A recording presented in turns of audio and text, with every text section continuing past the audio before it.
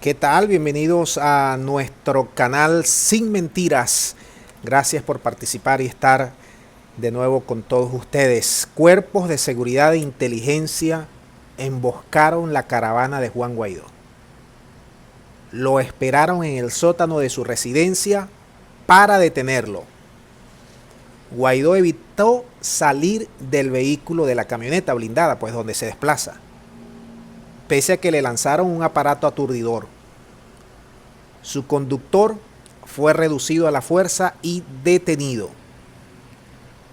Cuando los agentes del orden intentaron penetrar en el blindado donde iba Guaidó y su chofer, les fue imposible, debido a que una muchedumbre se acercó al lugar para crear un cordón de seguridad en torno a la figura del líder guaireño. Luego llegaron los periodistas, vecinos y asomados, y la operación de captura o amedrentamiento tuvo que ser abortada. Al que sí pescaron en plena autopista fue al dirigente Freddy Guevara, quien aplicó la misma táctica de Guaidó, pero los del SEBIN pudieron apresarlo y ya está en el helicoide, una de las sedes de la policía política. De este caso vamos a hablar más tarde. Mientras, la esposa de Guaidó, presa de los nervios, publicó en redes sociales que se lo querían llevar y se conectó con los medios del mundo para generar la cobertura mediática que hiciera retroceder a los funcionarios de seguridad.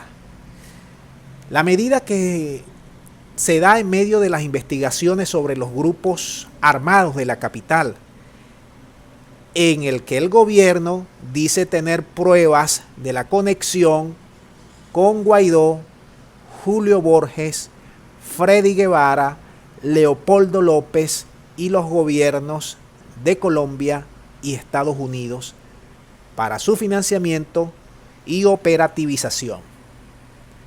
Hace horas atrás, el presidente de Venezuela informó que desde la Cota 905 se pretendió caotizar la ciudad, con miras a un levantamiento popular para deponer al gobierno, y responsabilizó a la extrema derecha de estar detrás de estos hechos.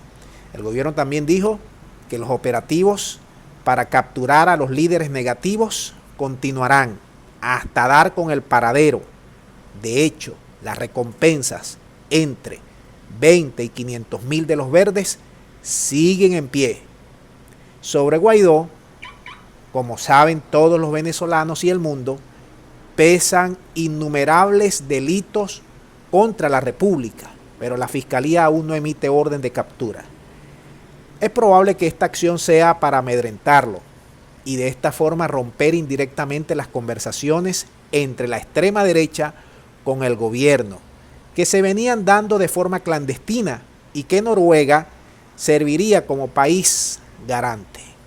El gobierno ha dicho que el plan para crear zozobra en la capital estaba previsto para los actos del 5 de julio, pero se pospusieron debido a la reacción de la inteligencia venezolana.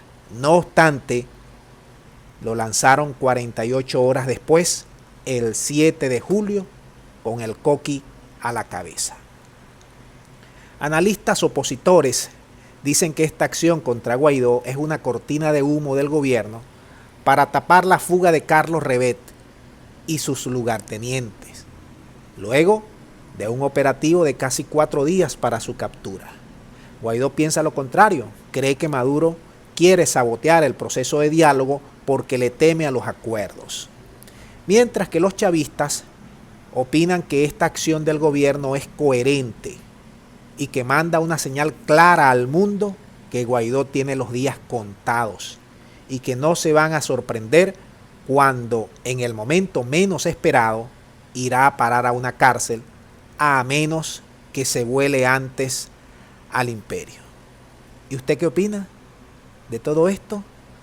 ¿Debe el gobierno dejarse de manguareo e ir por Guaidó, sea lo que sea, o no debe hacerlo por temor a las represiones y a las represalias de parte de la comunidad internacional y el país poderoso?